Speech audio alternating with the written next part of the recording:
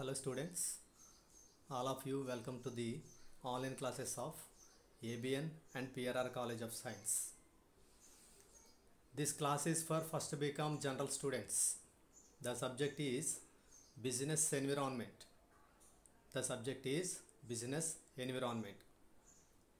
So first BCom general students की సంబంధించిన business environment అనే సబ్జెక్ట్లో మనం ఇప్పుడు ఒక టాపిక్ని డిస్కస్ చేసుకోబోతున్నాం.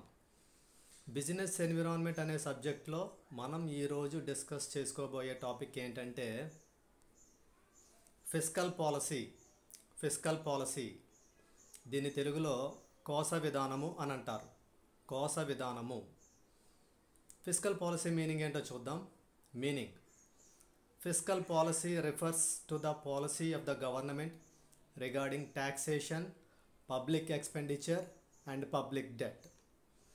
ఇక్కడ ఫిస్కల్ మీనింగ్ అంటే ఏంటంటే గవర్నమెంట్కి సంబంధించిన ట్యాక్సేషన్ సిస్టమ్, పబ్లిక్ ఎక్స్పెండిచర్, అదేవిధంగా పబ్లిక్ డెట్, వీటిలో గవర్నమెంట్ ఏ పాలసీని అయితే ఫాలో అవుతుందో ఆ పాలసీనే ఫిస్కల్ పాలసీ అని అంటారు.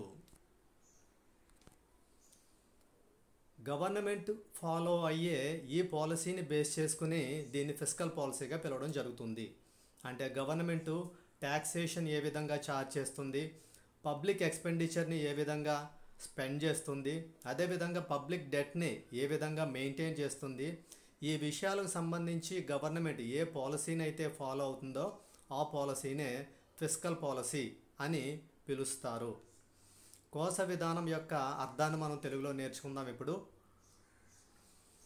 పన్ను విధింపు మరియు ప్రభుత్వ వ్యయానికి సంబంధించిన ప్రభుత్వ విధానాన్ని కోస విధానము అని అంటారు. మరొకసారి రిపీట్ చేసుకుందాం.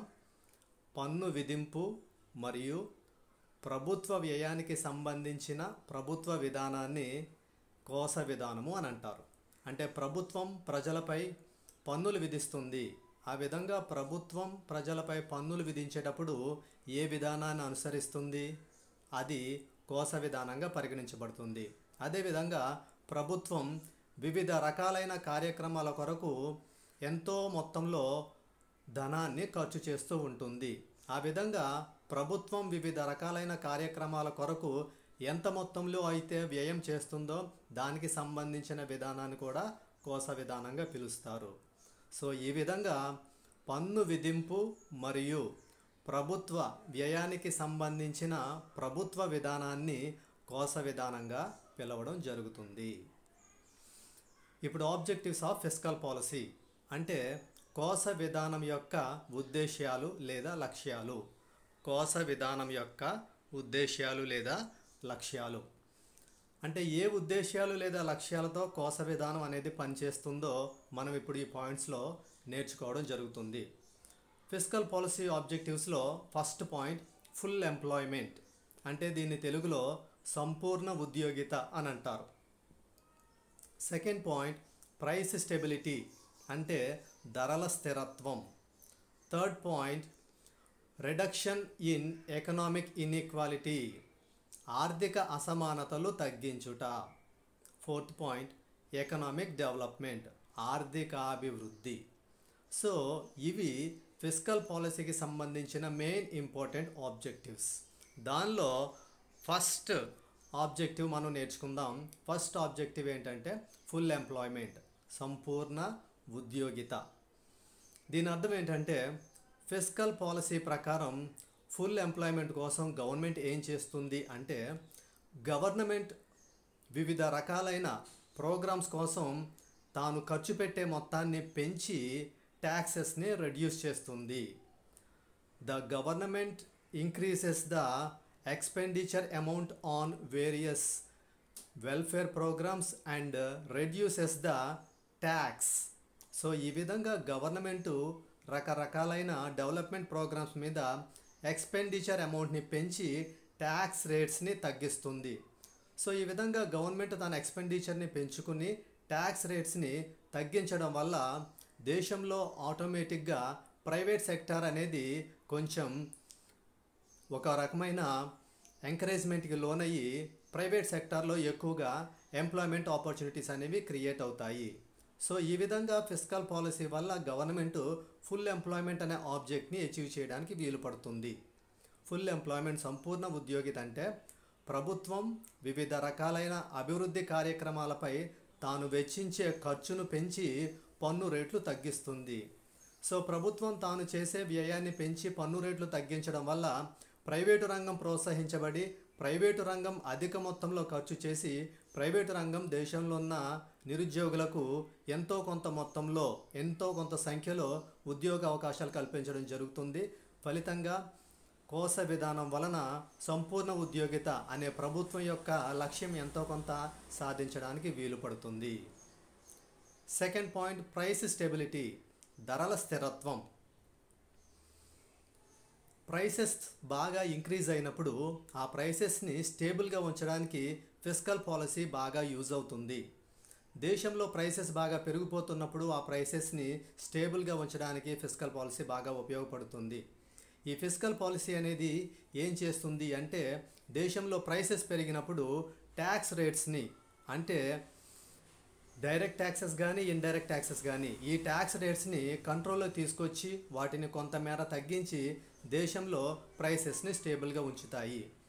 ప్రైసెస్ అనేవి ఎప్పుడుగా స్టేబుల్గా ఉంటాయో ఆటోమేటిక్గా మార్కెట్లో కన్జ్యూమర్స్ యొక్క పర్చేసింగ్ ఎబిలిటీ పెరిగి మార్కెట్లో గూడ్స్ అండ్ సర్వీసెస్ యొక్క రిక్వైర్మెంట్ కూడా పెరిగి ఆటోమేటిక్గా దేశంలో ప్రొడక్టివిటీ పెరుగుతుంది. ప్రొడక్టివిటీ పెరిగి దేశం ఎకనామికల్గా డెవలప్ అవడానికి వీలవుతుంది. సో ఈ విధంగా కోస విధానం అనేది ధరలు పెరుగుతున్నప్పుడు పన్ను రేట్లు తగ్గించి ధరలను నియంత్రించి ధరలను అదుపులోకి తీసుకురావడం ద్వారా వినియోగదారుల కొనుగోలు శక్తి పెరిగి వస్తు సేవల యొక్క సప్లై మార్కెట్లో పెరుగుతుంది.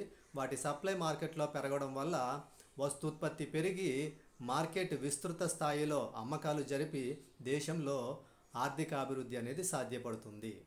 ఇక third point, reduction in economic inequality, ఆర్థిక అసమానతలు తగ్గించుట. ఫిస్కల్ పాలసీ యొక్క మెయిన్ ఆబ్జెక్టివ్స్లో ఒక మెయిన్ ఆబ్జెక్ట్ ఏంటంటే ఎకనామిక్ ఇన్ఈక్వాలిటీస్ని రెడ్యూస్ చేయడం, అంటే దేశంలో ఉన్న ఆర్థిక అసమానతల్ని తగ్గించడం.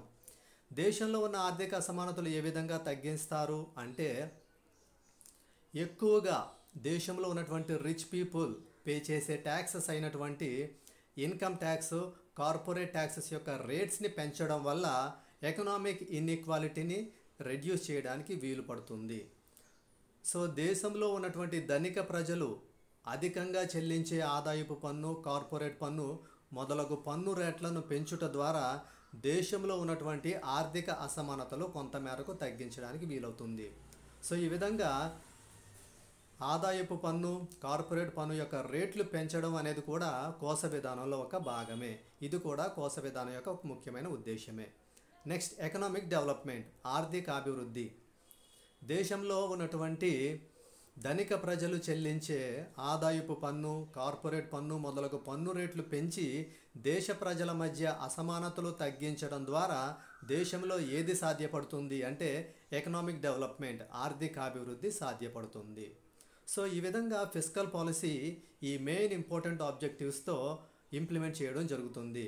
ఫస్ట్ ఇంపార్టెంట్ ఆబ్జెక్ట్ ఏంటంటే full employment, second one price stability, third one reduction in economic inequality, fourth one economic development. So ఈ విధమైన మెయిన్ ఇంపార్టెంట్ ఆబ్జెక్టివ్స్తో ఫిస్కల్ పాలసీ అనేది గవర్నమెంట్ ద్వారా ఇంట్రడ్యూస్ చేయబడి ఇంప్లిమెంట్ చేయబడుతుంది. నెక్స్ట్ మనం నేర్చుకునేది ఏంటంటే లిమిటేషన్స్ ఆఫ్ ఫిస్కల్ పాలసీ, కోస విధానం యొక్క పరిమితులు లేదా కోస విధానంలోని లోపాలు. కోస విధానం అంటే మనకు తెలుసు, గవర్నమెంట్ ట్యాక్సేషన్ సిస్టంలో కానీ పబ్లిక్ ఎక్స్పెండిచర్లో కానీ పబ్లిక్ డెట్లో కానీ ఏ విధమైన పాలసీని అయితే ఫాలో అవుతుందో ఆ పాలసీని ఫిస్కల్ పాలసీ అంటారు. కోస విధానం గురించి తెలుగులో ఏమని తెలుసుకోవడం జరిగిందంటే పన్ను విధింపు ప్రభుత్వ వ్యయానికి సంబంధించిన ప్రభుత్వ విధానాన్ని కోస విధానం అంటారు. అయితే ఈ కోస విధానంలో కొన్ని రకాలైన పరిమితులు లేదా లోపాలు ఉన్నాయి. దానిలో ఫస్ట్ది ల్యాక్ ఆఫ్ ట్యాక్స్ ఇలాస్టిసిటీ, దీని తెలుగులో పన్ను అవ్యాకోచత అంటారు. Second point defective tax structure, అంటే లోపభూయిష్టమైన పన్ను నిర్మాణం. లోపభూయిష్టమైన పన్ను నిర్మాణం. థర్డ్ పాయింట్ ఇల్లిటరసీ, నిరక్షరాస్యత. Fourth one delay in decision, నిర్ణయాలలో జాప్యం. ఫిఫ్త్ వన్ లిమిటెడ్ సెక్టార్, పరిమిత పాత్ర. సిక్స్త్ వన్ ఇన్ఫ్లేషన్, ద్రవ్యోల్బణం. ఇవన్నీ కూడా ఫిస్కల్ పాలసీకి సంబంధించిన లిమిటేషన్స్. ఫస్ట్ లిమిటేషన్ ఏంటంటే ల్యాక్ ఆఫ్ ట్యాక్స్ ఎలాస్టిసిటీ, పన్ను అవ్యాకోచత. ల్యాక్ ఆఫ్ ట్యాక్స్ ఎలాస్టిసిటీ అంటే ఇండియాలో ఉన్నటువంటి ట్యాక్సేషన్ సిస్టమ్ కానీ ట్యాక్స్ స్ట్రక్చర్ కానీ అంత లిబరల్గా ఫ్లెక్సిబుల్గా లేదు. ఇండియాలో ఉన్నటువంటి ట్యాక్స్ స్ట్రక్చర్ కానీ ట్యాక్స్ సిస్టమ్ కానీ చాలా కాంప్లెక్స్గా డిఫికల్ట్గా ఉంటుంది. మరొక ముఖ్యమైన డ్రాబ్యాక్ ఏంటంటే ఇండియాలో ఉన్నటువంటి ట్యాక్స్ సిస్టంలో ట్యాక్స్ ఇవేషన్ అనేది one of the main important drawback. అంటే భారతదేశంలో ఉన్నటువంటి పన్ను వ్యవస్థలో ఒక ముఖ్యమైన లోపం ఏంటంటే పన్ను ఎగవేత, ట్యాక్స్ ఇవేషన్. ఈ ట్యాక్స్ ఇవేషన్ వల్ల గవర్నమెంట్కి రావాల్సిన ట్యాక్స్ రెవెన్యూ ఫుల్ అమౌంట్లో ఎక్స్పెక్ట్ చేసిన రేంజ్లో అనేది రావడం జరగట్లేదు. దీన్ని ఒక లిమిటేషన్గా చెప్పుకోవచ్చు. ల్యాక్ ఆఫ్ ట్యాక్స్ ఎలాస్టిసిటీ అంటే భారతదేశంలో ఉన్నటువంటి పన్ను వ్యవస్థ అంత సరళంగా లేదు. భారతదేశంలో పన్ను ఎగవేత అనేది పన్నులకు సంబంధించి ఒక ప్రధానమైన సమస్యగా కనిపిస్తుంది. ల్యాక్ ఆఫ్ ట్యాక్స్ ఎలాస్టిసిటీ, ఇండియాలో ట్యాక్సేషన్ సిస్టమ్ అంత లిబరల్గా ఫ్లెక్సిబుల్గా లేదు. ట్యాక్స్ ఇవేజన్ అనేది ఇండియాలో ఎక్కువగా కనిపిస్తుంది. అది ఫస్ట్ లిమిటేషన్.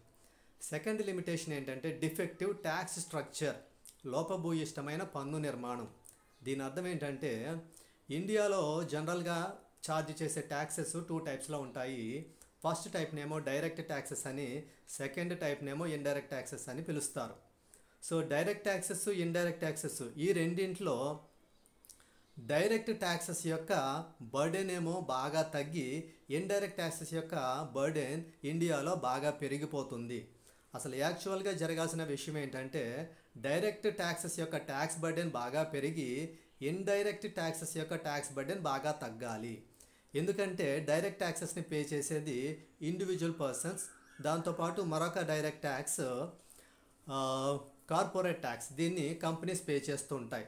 సో ఈ విధంగా ఇండివిజువల్స్ పే చేసే ఇన్కమ్ ట్యాక్స్ కానీ కార్పొరేట్ కంపెనీస్ పే చేసే కార్పొరేట్ ట్యాక్స్ కానీ ఆ యొక్క ట్యాక్స్ బర్డెన్ పెరగాలి. అయితే దానికి క్వైట్ ఆపోజిట్ ఇండియాలో ఏం జరుగుతుందంటే డైరెక్ట్ ట్యాక్సెస్ యొక్క ట్యాక్స్ బర్డెన్ ఏమో తగ్గుతుంది, ఇండైరెక్ట్ ట్యాక్సెస్ యొక్క ట్యాక్స్ బర్డెన్ ఏమో పెరుగుతుంది. దీన్నే ఏమంటారంటే డిఫెక్టివ్ ట్యాక్స్ స్ట్రక్చర్, లోపభూయిష్టమైన పన్ను నిర్మాణం. భారతదేశంలో సాధారణంగా 2 రకాలైన పన్నులు విధిస్తారు. వాటిని ప్రత్యక్ష పన్నులు, పరోక్ష పన్నులు అంటారు. ఆదాయ పన్ను, కార్పొరేట్ పన్ను వీటిని ప్రత్యక్ష పన్నులకు ఉదాహరణగా చెప్పుకోవచ్చు. జిఎస్టీని పరోక్ష పన్నుకు ఉదాహరణగా చెప్పుకోవచ్చు. సాధారణంగా జరగాల్సిన పరిస్థితి ఏంటంటే ప్రత్యక్ష పన్నుల భారం పెరిగి పరోక్ష పన్నుల భారం తగ్గాలి. కానీ భారతదేశంలో జరుగుతున్న విషయం ఏంటంటే ప్రత్యక్ష పన్నుల భారమేమో తగ్గుతుంది, సాధారణ వినియోగదారులమైన మనం చెల్లించే పరోక్ష పన్నుల భారం పెరుగుతుంది. దీనినే భారతదేశంలో లోపభూయిష్టమైన పన్ను నిర్మాణం అని అంటారు. ఇక థర్డ్ వన్ ఇల్లిటరసీ, నిరక్షరాస్యత. భారతదేశంలో ఉన్నటువంటి పబ్లిక్లో maximum percentage of the public are under the illiteracy category. భారతదేశ జనాభాలో చాలా ఎక్కువ మంది జనాభా నిరక్షరాస్యతలో ఉన్నారు. ఈ జనాభా దేశం అనుసరిస్తున్నటువంటి కోశ విధానానికి సంబంధించిన నియమ నిబంధనలు అర్థం చేసుకోలేనంత నిరక్షరాస్యత పరిస్థితిలో ఉన్నారు. కాబట్టి వారు ప్రభుత్వం అనుసరించే కోశ విధానాన్ని అర్థం చేసుకోలేని స్థాయిలో ఉన్నారు. కాబట్టి దీన్ని కూడా అంటే దేశ ప్రజల యొక్క ఇల్లిటరసీ, నిరక్షరాస్యతను కూడా ఒక లిమిటేషన్గా మనం ఇక్కడ చెప్పుకోవడం జరుగుతుంది. నెక్స్ట్ డిలే ఇన్ డెసిషన్, నిర్ణయాలలో జాప్యం. అంటే గవర్నమెంట్ ఫిస్కల్ పాలసీకి సంబంధించి ఏ విధమైన డెసిషన్స్ అయితే తీసుకుంటుందో ఆ డెసిషన్స్ని పార్లమెంట్కి సంబంధించిన హౌసెస్లో ఇంట్రడ్యూస్ చేసి వాటిని ఇంప్లిమెంట్ చేయాల్సి ఉంటుంది. అయితే ఫిస్కల్ పాలసీకి సంబంధించిన ఇంపార్టెంట్ డెసిషన్స్ని చాలా ఇమీడియట్గా ఇంప్లిమెంట్ చేయాల్సిన సిచ్యువేషన్లో కూడా అవి పార్లమెంట్కి సంబంధించిన హౌసెస్లో ఇమీడియట్గా అప్రూవ్ అవ్వడం లేదు. ఆ డెసిషన్ తీసుకోవడంలో డిలే జరుగుతుంది. దానివల్ల దేశంలో ఏ రకమైన చేంజెస్ని అయితే ఇమీడియట్గా ఎక్స్పెక్ట్ చేస్తున్నామో ఆ విధంగా ఇమీడియట్గా ఎక్స్పెక్ట్ చేసే చేంజెస్ ఇండియాలో సాధ్యం కావడం లేదు. దీన్ని కూడా ఒక రకమైన లోపంగా చెప్పుకోవచ్చు. నిర్ణయాలలో జాప్యం అంటే కోస విధానానికి సంబంధించి ప్రభుత్వం ఏ విధమైన నిర్ణయాలు అయితే తీసుకుంటుందో ఆ నిర్ణయాలను సత్వరమే అమలు చేయాల్సి ఉంటుంది. అయితే ఆ నిర్ణయాలు అమలు చేయడానికి ముందుగా వాటికి సంబంధించిన బిల్లులను పార్లమెంట్లో ప్రవేశపెట్టినప్పుడు పార్లమెంటులో అవి వెంటనే పార్లమెంటు యొక్క అనుమతి లేదా అంగీకారం పొందడం లేదు. పార్లమెంట్ యొక్క అనుమతి లేదా అంగీకారం పొందడంలో కొంత జాప్యం జరుగుతుంది. దానివల్ల దేశంలో సత్వరమైన చర్యలు, సత్వరమైన మార్పులు తీసుకోవడానికి వీలు పడడం లేదు. దీని ఒక లిమిటేషన్గా చెప్పుకోవచ్చు. 5th పాయింట్, లిమిటెడ్ సెక్టార్, పరిమిత పాత్ర. ఫిస్కల్ పాలసీ అనేది దేశంలో ఉన్నటువంటి అన్ని సెక్టార్స్లో కేవలం కొన్ని సెక్టార్స్కి మాత్రమే లిమిట్ అయి ఉంది. The fiscal policy of the government is limited to only a few sectors of the Indian economy. భారతదేశ ఆర్థిక వ్యవస్థకు సంబంధించిన అనేకమైన రంగాలలో కేవలం కోస విధానం అనేది కొన్ని రకాలైన రంగాలకు మాత్రమే పరిమితం కావడం వల్ల దీన్ని కూడా ఒక రకమైన లోపంగా చెప్పుకోవచ్చు. ఇక 6th పాయింట్, ఇన్ఫ్లేషన్, ద్రవ్యోల్బణం. దేశంలో డైరెక్ట్ ట్యాక్సెస్, ఇండైరెక్ట్ ట్యాక్సెస్, 2 రకాలైన ట్యాక్సెస్ ఉన్నాయి అని మనం ఇప్పుడే తెలుసుకోవడం జరిగింది. ఈ విధమైన డైరెక్ట్ ట్యాక్సెస్, ఇండైరెక్ట్ ట్యాక్సెస్ యొక్క రేట్లు విపరీతంగా పెంచేయడం వల్ల దేశంలో ప్రైసెస్ బాగా పెరిగిపోయి దేశంలో ఏ విధమైన సిచ్యువేషన్ ఏర్పడుతుందంటే ఇన్ఫ్లేషన్, ద్రవ్యోల్బణం అనే పరిస్థితి ఏర్పడుతుంది. దీనివల్ల దేశం యొక్క ఆర్థిక అభివృద్ధి అనేది ఎంతో కుంటుపడుతుంది. ప్రత్యక్ష పరోక్ష పన్నుల యొక్క ధరలు విపరీతంగా పెంచడం వల్ల వస్తు సేవల యొక్క ధరలు విపరీతంగా పెరిగిపోయి దేశంలో ద్రవ్యోల్బణం అనే ఒక రకమైన పరిస్థితి ఏర్పడుతుంది. ఈ పరిస్థితి ఆర్థిక వ్యవస్థను ఎంతో కృంగదీస్తుంది. సో ఇది కూడా కోస విధానం యొక్క ఒక ముఖ్యమైన లోపంగా చెప్పుకోవచ్చు. ఇవి మనం డిస్కస్ చేసిన limitations of fiscal policy. First point, lack of tax elasticity, పన్ను అవ్యాకోచత. Second point, defective tax structure, అంటే లోపభూయిష్టమైన పన్ను నిర్మాణం. థర్డ్ పాయింట్, ఇల్లిటరసీ, అంటే నిరక్షరాస్యత. 4th point, delay in decision, నిర్ణయాలలో జాప్యం. 5th వన్, లిమిటెడ్ సెక్టార్, పరిమిత పాత్ర. 6th వన్, ఇన్ఫ్లేషన్, ద్రవ్యోల్బణం. ఈ విధంగా government taxation, public expenditure, public డెట్కి సంబంధించి ఏ విధమైన పాలసీని అయితే ఫాలో అవుతుందో ఆ పాలసీనే ఫిస్కల్ పాలసీ అని పిలుస్తారు. ఒక దేశం పన్ను విధింపు మరియు ప్రభుత్వ వ్యయానికి సంబంధించి అనుసరించే ప్రభుత్వ విధానాన్నే కోస విధానము అని అంటారు. Thank you all of you.